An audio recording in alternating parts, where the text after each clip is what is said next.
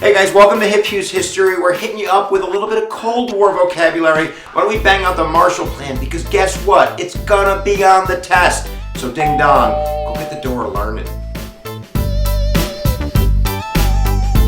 All right, let's start with what it is. Secretary of State George Marshall proposes the Marshall Plan. It'll be called the European Recovery Program in June of 1947 in a speech at Harvard University. And what he's arguing for, which will eventually be $13 billion of financial aid to Europe, to bail them out and to rebuild their economies, to rebuild their currency, and to really foster open and free trade between America and Europe, because we see this not only as beneficial for them, but more importantly beneficial for us. But really, there's a secret, sinister motive.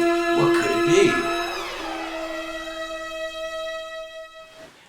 Containment, baby. The idea of U.S. foreign policy, which is always reflective in the idea of the thesis, it's self-interest driven. I don't do things for you, baby. I do things for me. The idea is one of our biggest fears is the spread of communism. We can see this as early as 1947 with the Truman Doctrine, basically picking up where Britain couldn't help Greece and Turkey with military aid to make sure that the communists weren't spreading downwards into Turkey and Greece. So the Marshall Plan is kind of an expansion of that idea. If you take a look at Europe, like 1945, let's travel back in time. It looks like a toilet bowl exploded. And one of the major ideas here is, where does communism grow? If communism was a rose, would it grow in the enriched soil or would it grow in the dirt? It grows in the dirt. If you're driving like a beamed out 1975 Oldsmobile with a broken, engine, and a communist guy goes, "Here, listen to me," you might listen.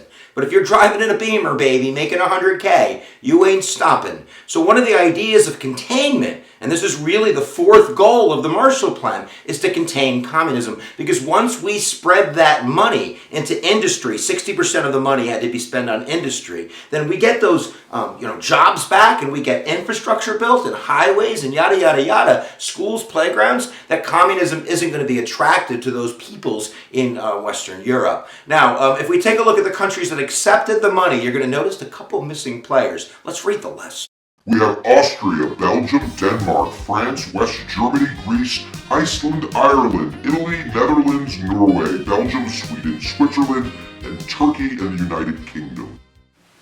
So what that list doesn't include is it doesn't include any Eastern Bloc nations. Remember, after Yalta, we really have a Soviet sphere of influence in Eastern Europe, Poland, Czechoslovakia, Hungary. So these countries aren't accepting the Marshall Plan money under direct orders from Stalin. Marshall even met with Stalin and offered the package or the aid, but Stalin didn't want any conditions on the credit or the money being offered and totally rejected and actively really tried to slow down the negotiations in order to stop the Marshall Plan, but that didn't work. In fact, the Soviets offered their own plan called the Molotov Plan, which included subsidies and trade routes with the Soviet Union. And many of those Eastern Bloc countries, of course, accepted that. And really, the Marshall Plan is really creating the atmosphere for NATO and the Warsaw Pact to set up camps. It's one of the very early episodes of containment and Cold War history.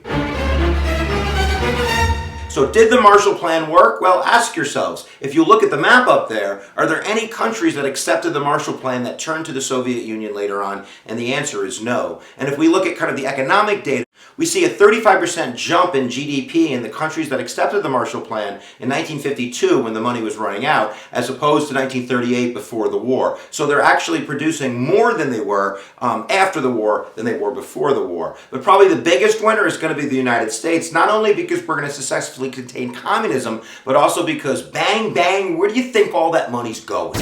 Of course, the Soviet Union is going to have a different perspective on all of this. They call it the Marshallization of Europe by the United States. They see it as an economic strong-arm technique in order to get Western Europe to bend to the United States and really interfering with their self-determination in the eyes of the Soviets.